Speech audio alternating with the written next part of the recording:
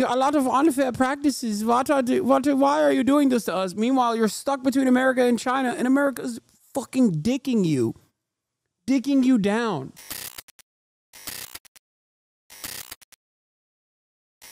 How is China responding to Trump's tariffs? U.S. tariffs on Chinese imports to total at least 50%. A glimpse inside China's fast fashion workshops is rare. Places that cut and for a living. Thousands of items a day, fast, cheap, and destined for America. This type of operation has undercut U.S. manufacturing. Wait, hold on. Bradley, I'm live right now. I'm live right now. They can hear you. Yeah, he told me to. I just did a pod with Steiny. He said call Hasan. We didn't know you were live. Oh yeah, no, I'm always live. You already know. 8 hours on. I'm gonna do Steiny's pod soon. Next week when I'm back, because I gotta leave this weekend. I think we gotta have Brad there, Hasan. Okay, I'm down. I'm down to have Bradley there. He can moderate. He can be the moderating voice. Yeah, he already told me. He already told me he's a broke boy now. Trump cooked him. Trump cooked his net worth. I'm broke. No, I'm broke. You gotta be broke too. I'm broke too. I'm not gonna lie. I've lost. Yeah, what happened? I thought Trump was bringing prosperity to America. What's going on, guys? Hasan, it's a long-term game. You know this. Oh, okay. All right. Well, we can talk about that. We can talk about that. Are you broke too now or what? I don't know. I don't check that. Hasan, all your money's in. You got all the crypto money. No, I don't fuck around with crypto. But even the crypto markets are tanking. Yeah, they're all fucked. I make my money off of Twitch subs, which all of you can subscribe for $6 or for free with a Twitch Prime. Yeah, he's good at it, man. Yeah. It's too good. $6?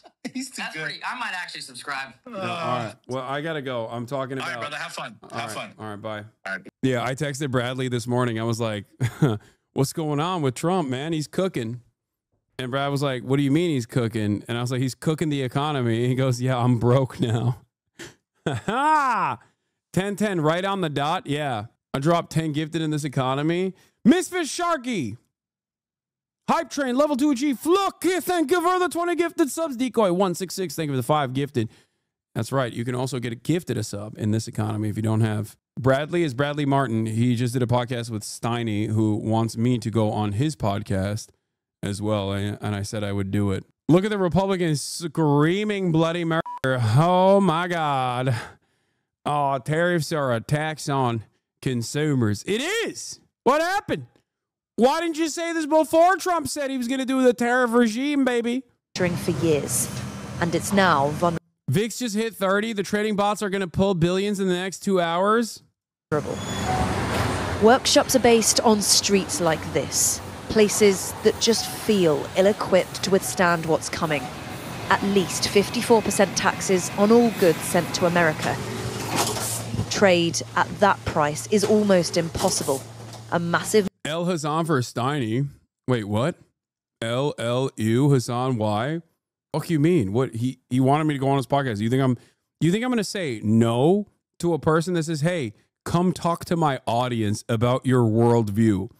If you think I would ever say no to that, you don't understand this entire project. I will go anywhere and everywhere and talk to anyone unless they're like a straight up Nazi or some shit. Steiny is one of the Nelk boys. Hasan, you're such a bitch. Okay.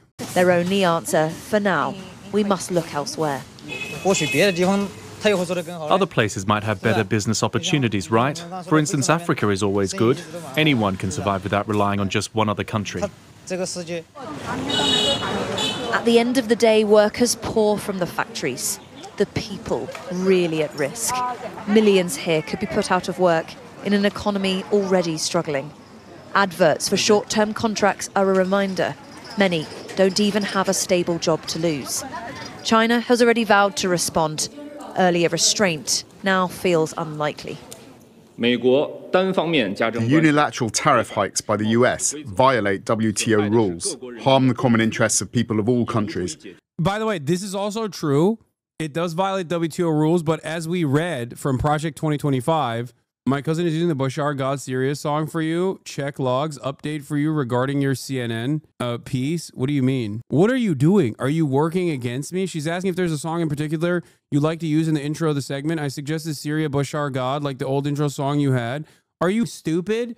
This guy is literally working against me, dude. No, don't use that fucking song. All right, god damn it. Let me finish this piece. All right, anyway. They're trolling you, Law? Yeah. Okay, listen to me. Project 2025 is clear on this. The other side of this, aside from like decoupling America and it's trying to claw back America's manufacturing capabilities away from China, the other side of this argument is that America does not like the World Trade Organization and wants to rebuild it. They want to undermine WTO.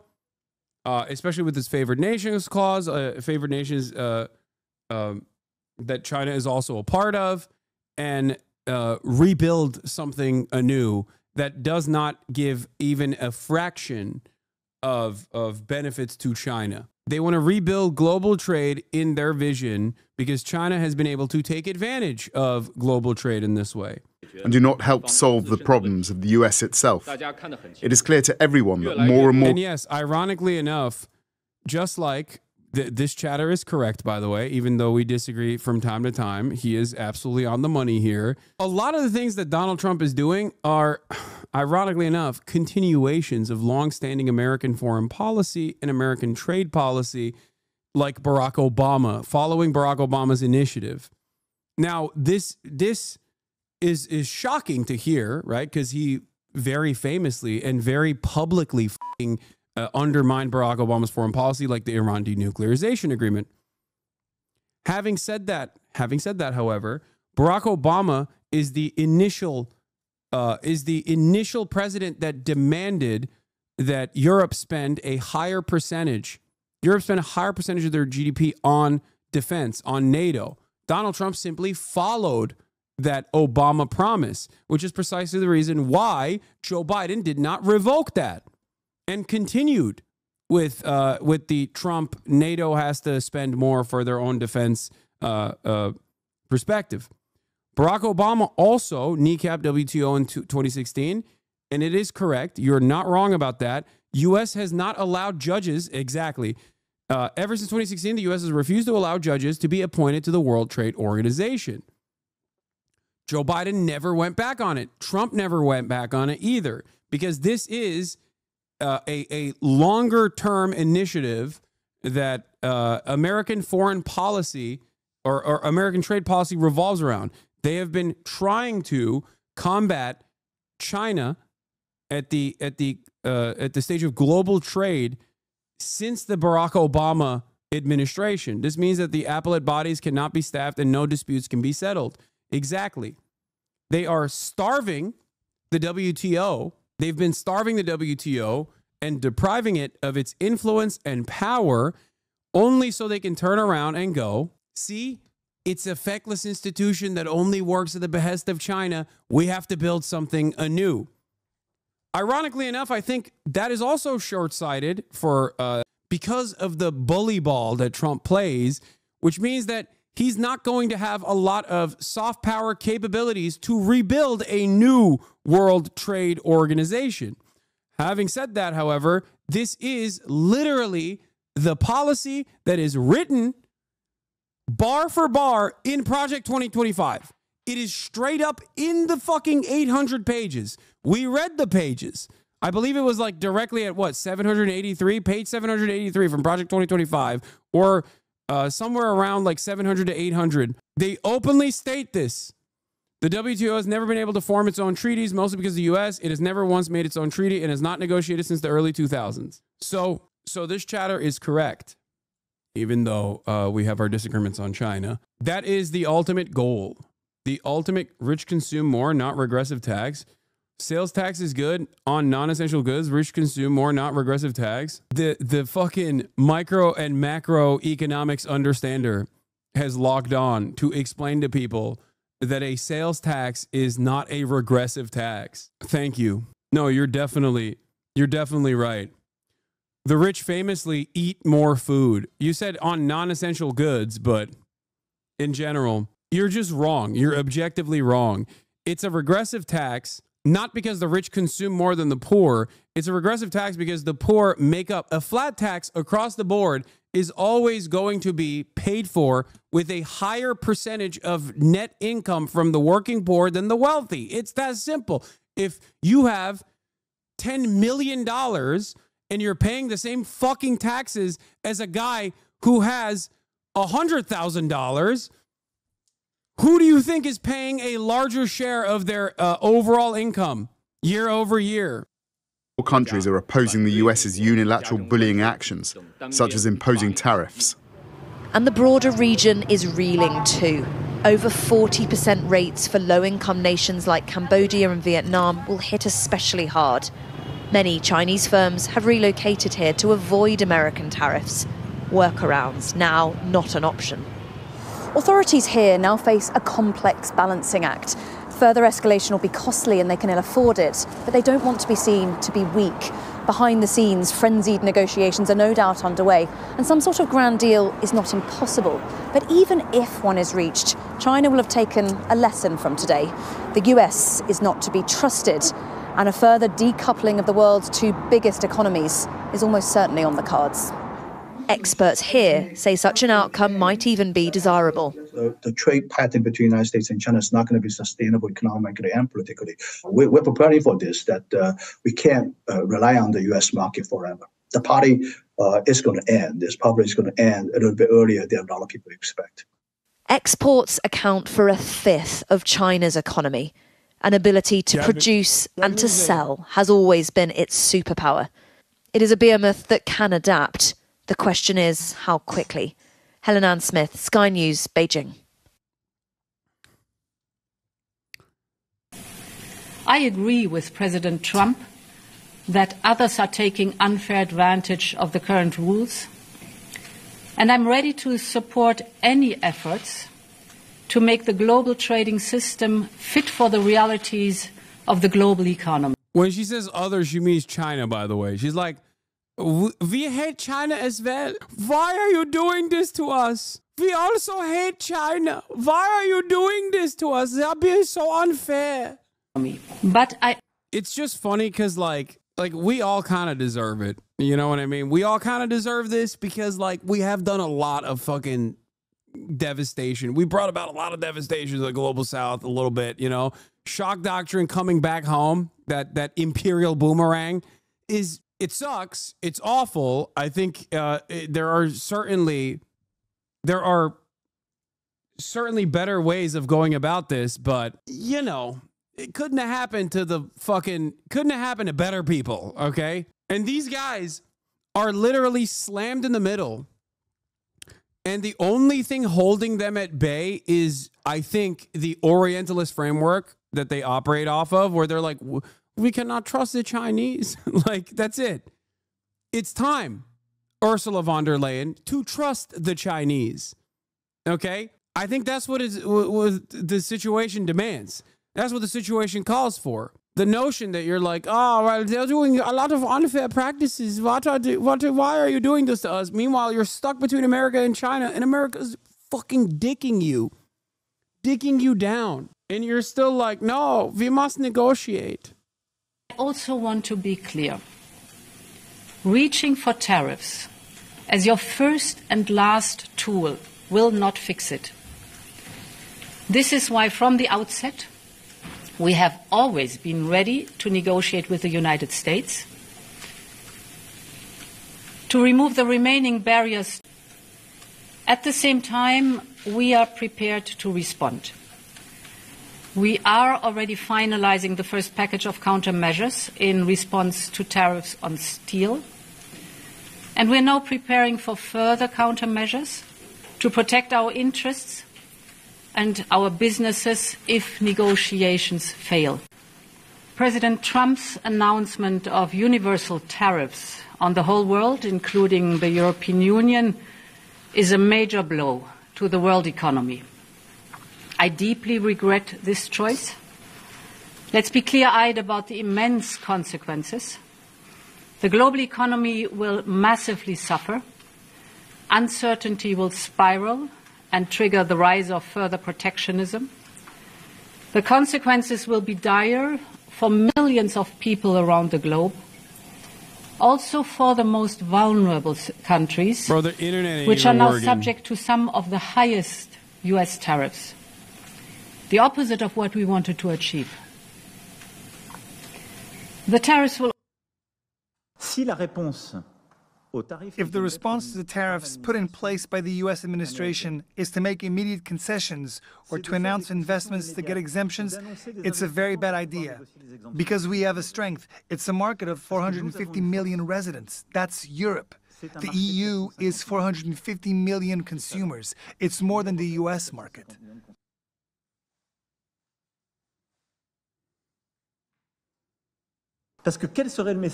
What message would it send if major European players started investing in the American economy at a time that they're hitting us?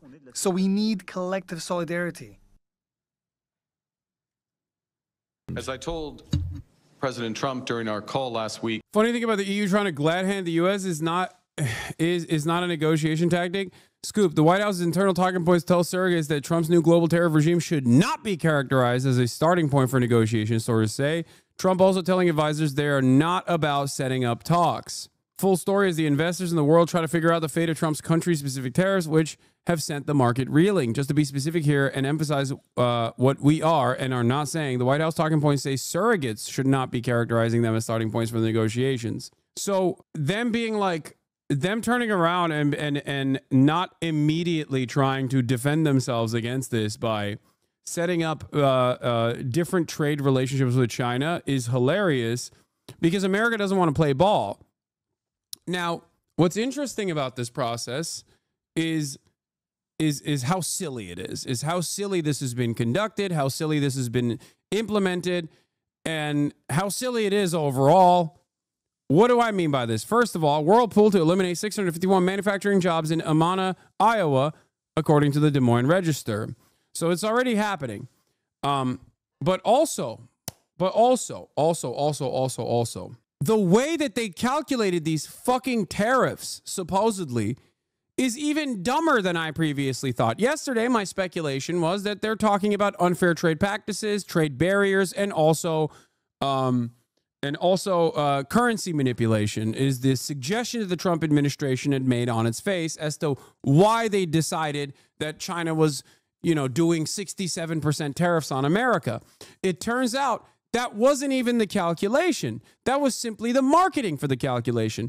The calculation actually was just over trade deficits and potentially done through ChatGPT or another fucking AI bot, which is the dumbest possible way to enact global trade policy. The tweet that we looked at yesterday of that one guy who was like, oh, I suspect that the tariff math is actually coming from trade deficits and not actually real calculations on like any sort of hardline trade, like VAT or any sort of domestic tax policy that they're deciding is a tariff, which is not, regardless.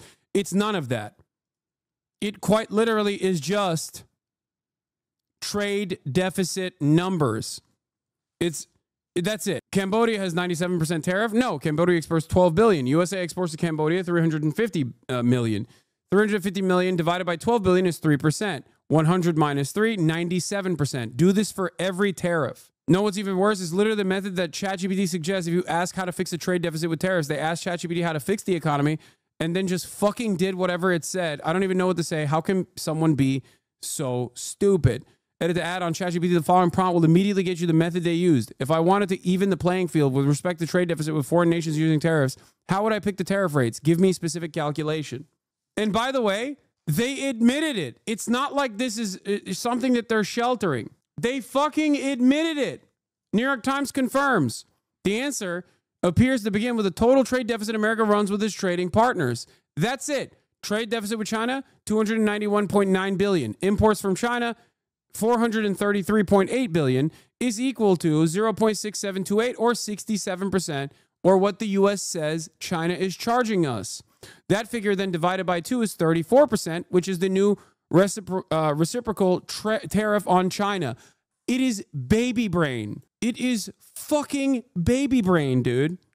Remember yesterday I was talking about like how can people be duped by a machine that they know has the capacity to simply lie to them and give you incorrect information? These guys are not only getting duped by it, they're celebrating it, they're using it. And they admitted it. Yep, they did. They fucking put out an executive summary basically confirming this. I usually only watch Hasan's YouTube channel, but this tariff shit is so incomprehensible to me. I had to come here. My Northern European doesn't get what the fuck is this. We didn't do trade deficit / imports. We did trade deficit. I keep trying to work, but then return to how funny this is. He goes, we didn't do trade deficit / imports. We did trade deficit 4 times 0.25 imports. Which, by the way, like this is the other funny part about this. The White House deputy press secretary came out and said this person's assumption was incorrect, only to prove that it is literally correct. Yeah, we multiplied it by 1. That's what it is. Do you understand how fucking stupid we are? How is this the wealthiest nation on the planet? How the fuck? I always look to how stupid the average American is, and I think to myself, how the fuck did we become the domineering force on the planet? But this right here is a new low in the stupidity. I cannot understand. I literally cannot comprehend how the rest of the planet looks at our fat, unwashed, stupid, Ameribrained morons dominating global trade and goes, yeah, there's nothing we can do because the alternative is Chinese. And I'm scared of the Chinese. That's literally all that is happening here. Your European leaders, if you're in Europe and you're watching me right now, understand that they are literally going, well, on the one hand, we have these sweaty Amerifat morons, okay? And on the other hand, we have Chinese people. And I'm scared of Chinese people, so I'm going to keep going with the fucking sweaty Amerifat morons that are dominating global trade. That's it. That's literally it. That is the guiding, motivating principle for why we are continuing along this trajectory. Let's see how far it goes. Incredible, dude. Incredible. Incredibly stupid. Are the tariffs being used to cause a global recession regimes? No, that would mean long-term thinking. This is still, ironically, short-term thinking from the administration. It follows suit on long-standing American trade policy and American foreign policy in general. That stuff is uniparty overall. But the ways in which Trump is pushing this to the next stage is incredibly dumb and incredibly Trumpian, and you know, it's destined for failure. It's destined for a major crash. Yeah, it's over. Finance bros. Donald Trump, we shouldn't have supply chains. We shouldn't have them all. We should have them all in the United States. We have the companies to do it. He's Jusha. He's Jusha.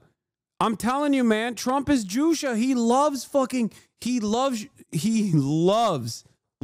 the Kim dynasty. It's self-reliance time. Oh, it's incredible. I am in awe. Overheard in the newsroom. I just got something from a vanilla company. I guess 70% of the world's supply comes from Madagascar. We are going to have months and months worth of stories out of this. Hard to even know where to begin. Madagascar is now facing 47% tariffs. No more vanilla ice cream.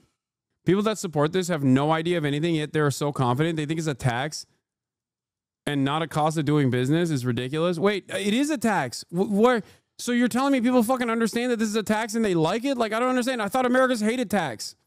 God, Americans are so stupid. Oh my God, I wish there was like a charismatic force, like a Trumpian charismatic force that was genuinely guided by Marxist-Leninist principles. I swear to God, Americans are the most malleable fucking dullards on the planet.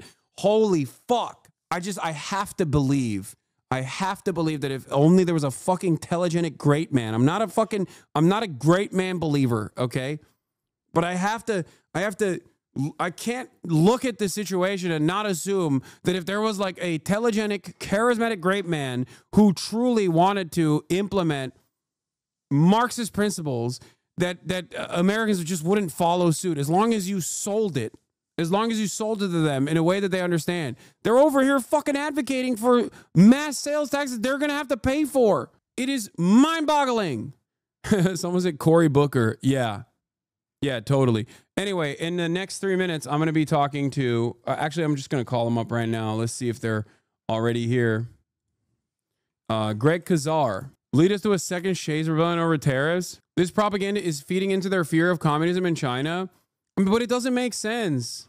This one getting lots of payoff. I know. This permanently lives in my mind. Chinese international student in my class was telling me about how his evangelical dad in Beijing believes that Trump was chosen by God to win the election, but that his victory is part of a larger divine plan to destroy the United States. Fantastic. Fantastic stuff.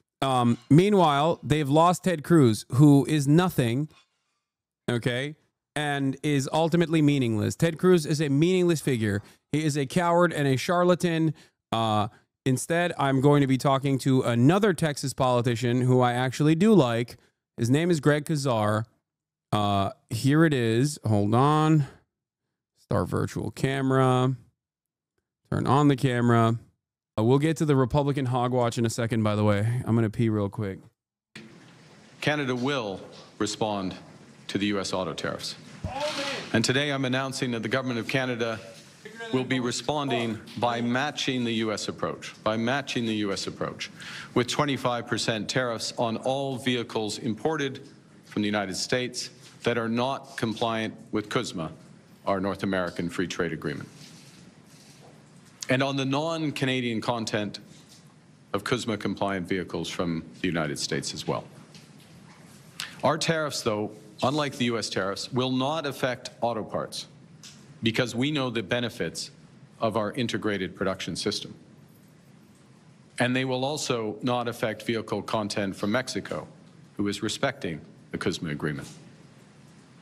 And as well, we are developing a framework for auto producers in Canada to get relief from these counter tariffs as long as they maintain their production and investment in our country.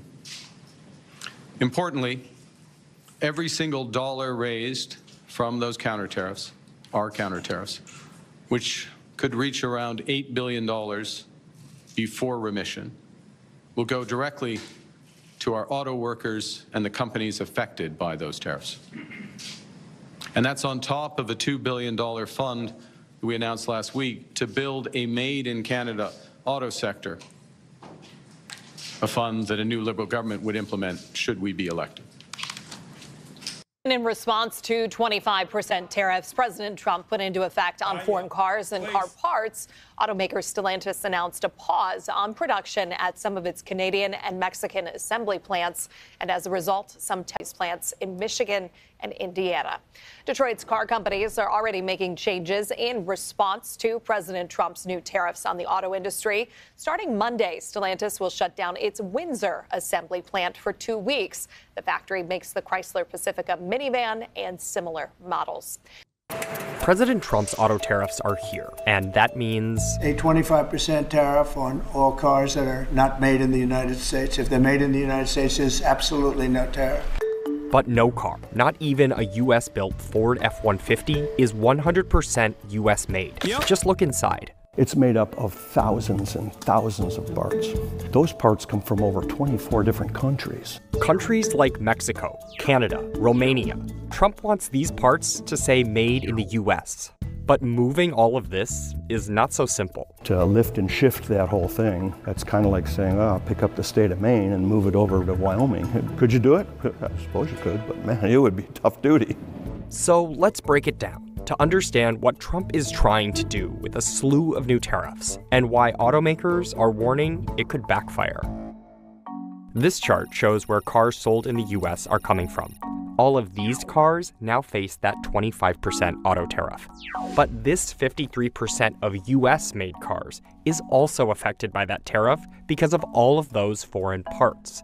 Some of the major components, this is for the Ford F-150. They have an alternator, create current. It's from Mexico. We have half shafts. These deliver torque to the wheels from the driveline. They're from Canada. We have tires, of course, 5 of them. These come from Korea. Of course, you have to have wheels. In this case, a styled tractive wheels. These all come from Mexico. Those tires from South Korea would face that auto tariff and any reciprocal or universal tariff placed on the country. Those parts from Canada and Mexico, well, that's where it gets more complicated. Eventually, they would face that auto tariff, any reciprocal or universal tariff, and an additional Mexico-Canada tariff. But the White House said parts compliant with the U.S.-Mexico-Canada Trade Agreement, or USMCA, remain tariff-free until there is a process to apply tariffs to their non-U.S. content. And for some parts, like a transmission, there will be a lot of content to consider. When you realize what goes into an automatic transmission, that's what this is. And so you can see this plethora of parts, gears and seals, springs, fasteners, valves, and shafts, all these different parts. They can come from different suppliers, and those suppliers can be located pretty much anywhere in the world. Take a look at this map showing how Canadian manufacturer Linamar creates transmissions for the U.S. market today. This was what I was trying to explain in terms of this is also not inefficient, just pay labor. Dude. At its most basic level of comprehension, you need to understand something. There's just simply shit. This is so inefficient just to not pay labor. No, some of this is directly done to offset some of the cost to a cheaper labor site to a different country. Some of it is not. Like, what are you supposed to do? There's certain parts of the production line that need like raw materials that you just don't have here, for example. It's not always done specifically to it's not always done specifically because like they want to, I mean, it's always done to offset the cost. But some of that is not done to offset the labor cost, if that makes sense. You understand? Today, it takes 7 border crossings before that part is in a car being sold in the U.S. Yep. These 3 crossings into the U.S. would eventually face Trump's tariffs. And even if the manufacturing of all of this was moved into the U.S., this part, the raw steel, would still be subject to Trump's 25% tariff on imported steel and aluminum. This is one. It's going to increase the cost of doing business. The total amount depends on the vehicle.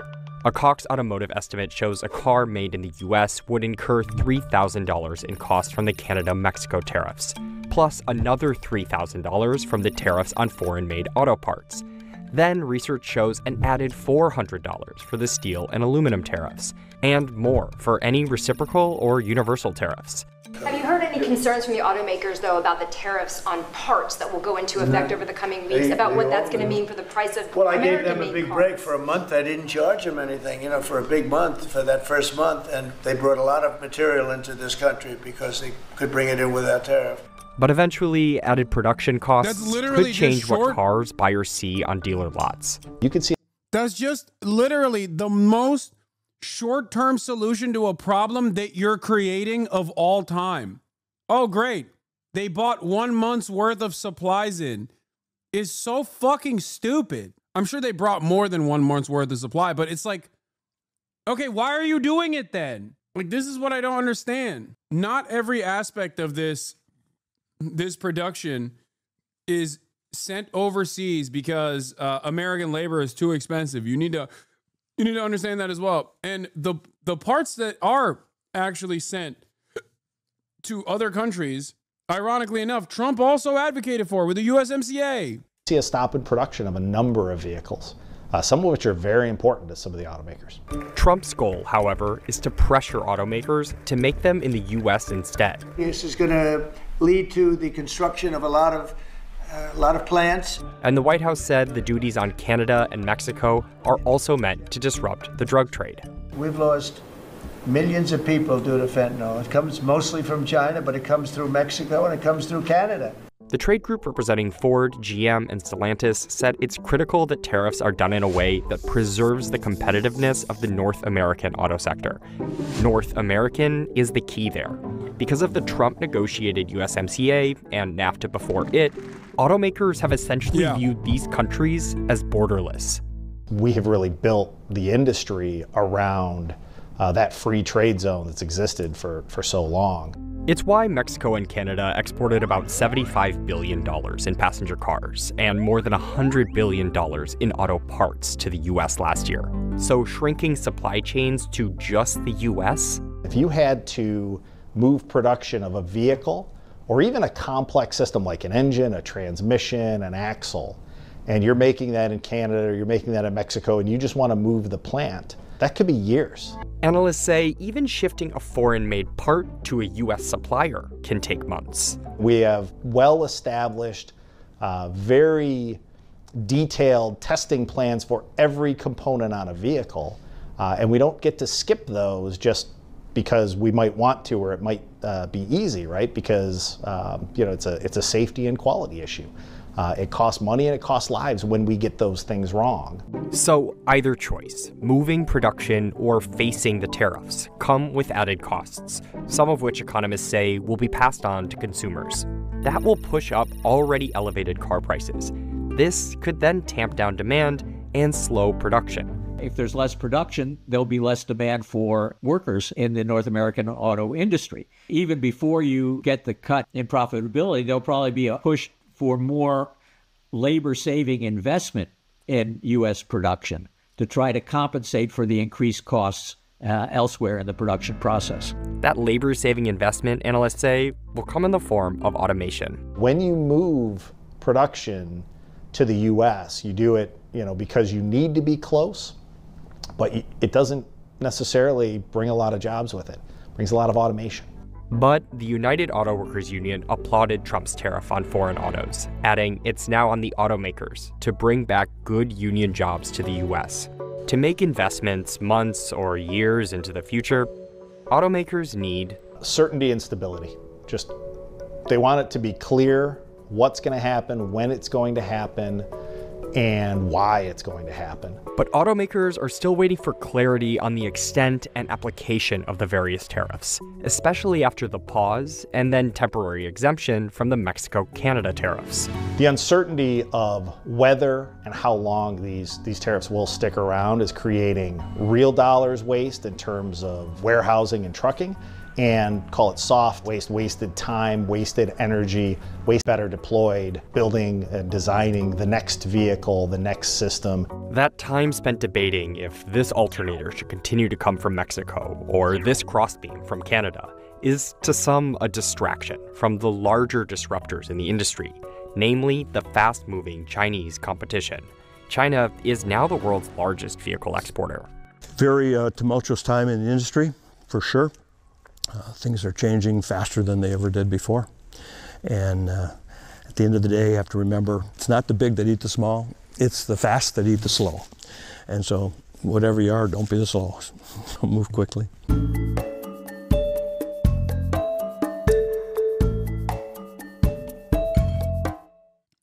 President Trump speaking about... Oh my God. Amazing. I can't wait to hear. What Greg Buttfeld has to say. Americans. A tariff isn't paid by the exporter. China's not going to pay the tariff. The buyer is going to pay the tariff. Donald Trump has proposed a 40% tariff, which is a tax on all of you. I think raising your taxes by 40% would kill jobs all across this country. I have never agreed with the president's tariff policy, and that's why I do call him and I say, Mr. President, I need to talk to you about these tariffs. And he will come back and he'll say, oh, Joni, I know that you don't like tariffs, but I'm a tariff guy.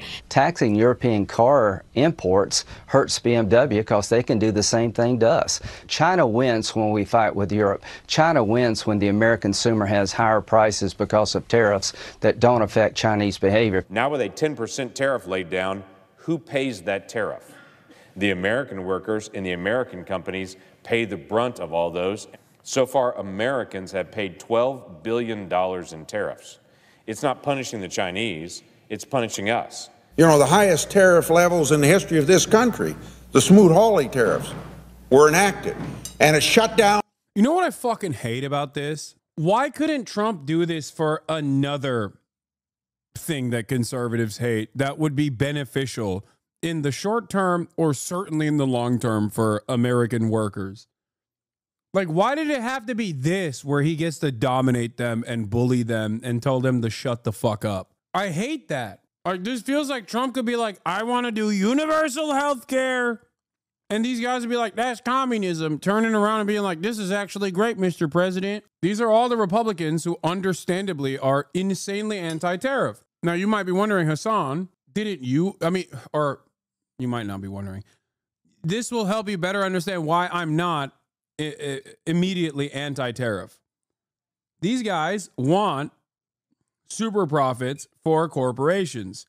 Those super profits can only be maintained through American imperialism and the subsequent quote-unquote free trade negotiations that take place. Low-cost sites exist inside of the United States of America, but the Global South is basically a universal low-cost site across the board, because the most malleable aspect of commodity production that can become more efficient, as in reduced, is the labor side. And the most effective method of lowering labor prices, lowering wages, is by shipping them overseas.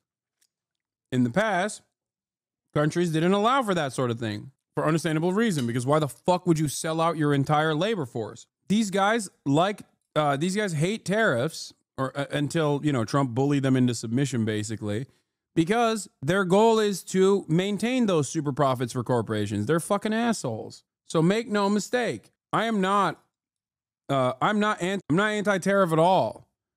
I am in favor of trade protectionist policies.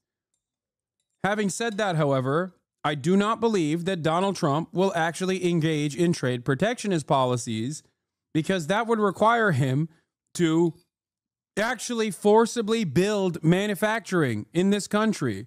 That would require a tremendous amount of public funds to be expended in the process. That would require Donald Trump, especially to do it in a pro-labor way, to make sure that these new factories that are being built would have to have union employees. This is something that even the Biden administration didn't do, by the way, with the fucking CHIPS Act and with Build Back Better. Even the Brandon administration didn't enforce American companies to only hire unionized workforces.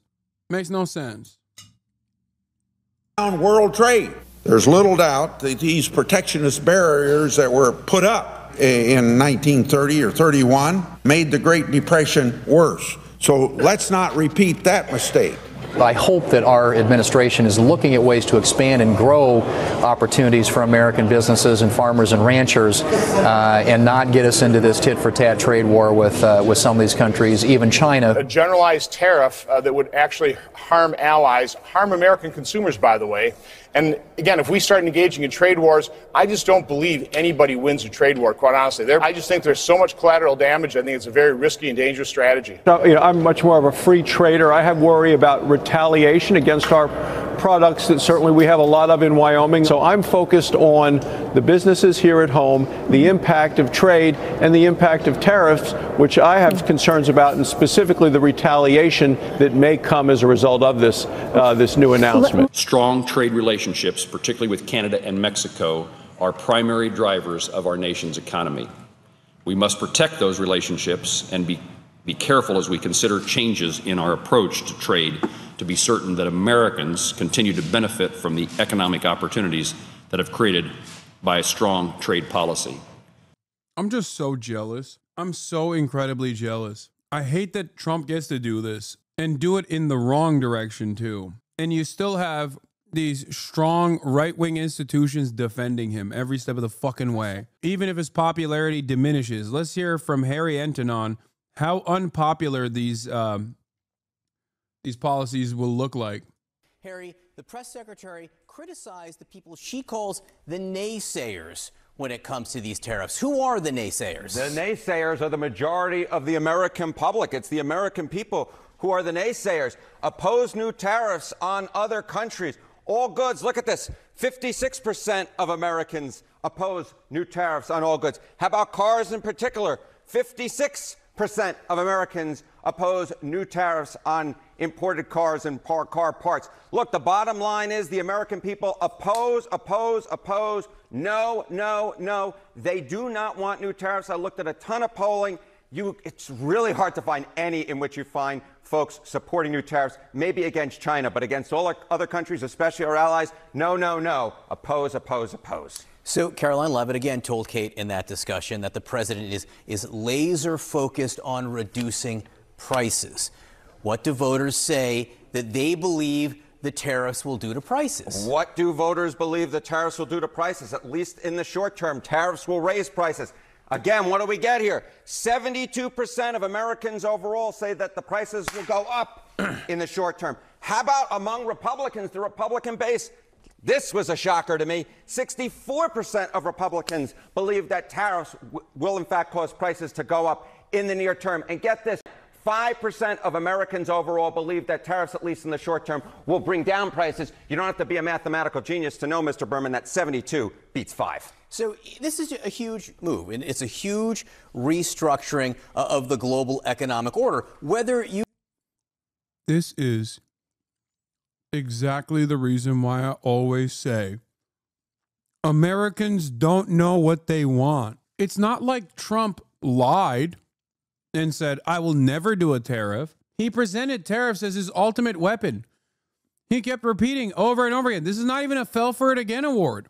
This is what you wanted. This is what we voted for. And yet, here we are, staring down the barrel of the gun. And so many Americans are going, what the fuck? Please understand that this is the same principle for virtually every kind of policy you can point to. I thought I'd never have to make this point ever again after the abortion debacle, when Republicans went on a tangent talking about how abortion is murder, only to undermine women's bodily autonomy and then subsequently make arguments for murder. Yes, abortion is murder, but in some instances, murder is fine, is what the argument devolved into. Why?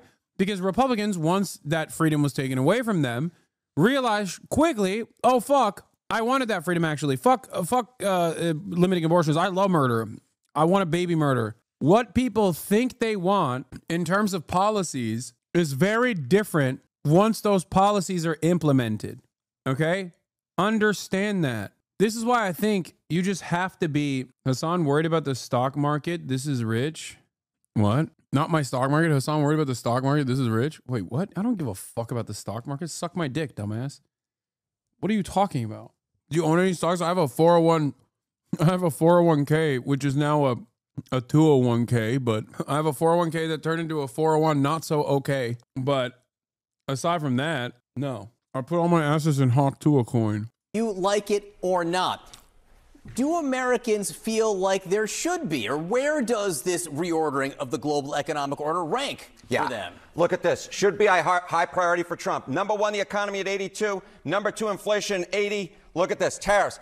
8 out of 8 on the list in terms of things that should be a high priority for Donald Trump at just 30%, 50 points less than inflation. Americans want simply put nothing to do with it, yet Trump decides to keep pushing forward. Yeah. Right or wrong, I think it is safe to say this is a huge political risk he is taking. 100%. This could be a risk that ends up ending his presidency in my mind.